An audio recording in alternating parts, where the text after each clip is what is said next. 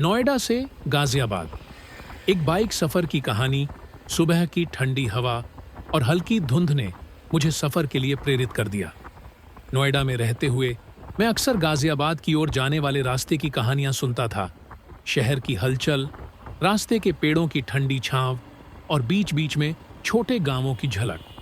इस बार मैंने फैसला किया कि यह सफर बाइक पर तय करूंगा। सूरज हल्का हल्का ऊपर उठ रहा था जब मैंने अपनी बाइक स्टार्ट की। नोएडा की चौड़ी और साफ सुथरी सड़कों पर सुबह का सुकून था। ट्रैफिक कम था और सड़क के दोनों तरफ ऊंची इमारतें किसी ऊंचे सपने की तरह नजर आ रही थीं। जैसे ही मैं सेक्टर 62 के पास से गुजरा, ठंडी हवा चेहरे को छूने लगी। यह एहसास ऐसा था जैसे प्रकृति आपको अपने करीब बुला रही हो। रास्ते में धीरे धीरे शहर की रफ्तार बढ़ने लगी। चौकी के पास आते ही हल्का ट्रैफिक नजर आया, लेकिन बाइक होने कारण मुझे ज्यादा रुकना नहीं पड़ा। सड़क के किनारे छोटे छोटे चाय के स्टॉल थे जहां लोग सुबह की चाय का आनंद ले रहे थे। जैसे ही मैं गाजियाबाद की ओर बढ़ा, आसपास का नजारा बदलने लगा। ऊंची इमारतों की जगह अब पेड़ों की कतारों ने ले ली। सड़क के किनारे पीपल और नीम के पेड़ अपनी छांव फैला रहे थे। पक्षियों की चहचहाहट साफ सुनाई दे रही थी और यह महसूस हो रहा था जैसे मैं किसी नए संसार में प्रवेश कर रहा हूं। यमुना नदी के पास से गुजरते हुए मैंने बाइक रोकी। ठंडी हवा और नदी का शांत बहाव दोनों ने मिलकर उस पल को खास बना दिया। वहां से दिखता सूरज का प्रतिबिंब ऐसा था जैसे सोना पिघलकर नदी में बह रहा हो। पास ही कुछ चरवाहे अपने जानवरों को हरी घास पर चरा रहे थे।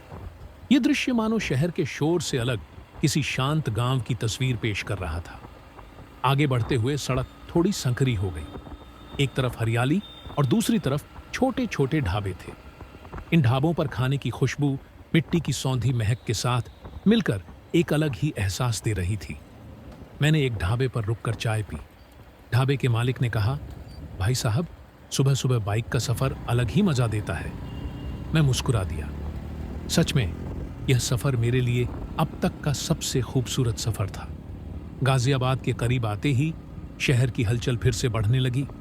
सड़कें चौड़ी थीं, लेकिन ट्रैफिक का शोर वापस लौट आया था।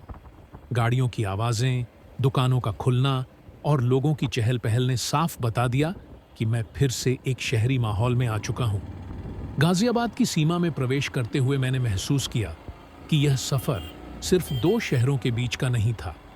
यह सफर प्रकृति और आधुनिकता के बीच के संतुलन को देखने और महसूस करने का था। नोएडा से गाजियाबाद के इस छोटे से सफर ने मुझे शहरी जीवन के साथ साथ प्रकृति की खूबसूरती को करीब से देखने का मौका दिया। यह सफर सिर्फ 20 किलोमीटर का था, लेकिन इसने मुझे यादों से भर दिया। बाइक पर रास्ता तय करना न सिर्फ रोमांचक था, बल्कि हर पल कुछ नया सिखाने वाला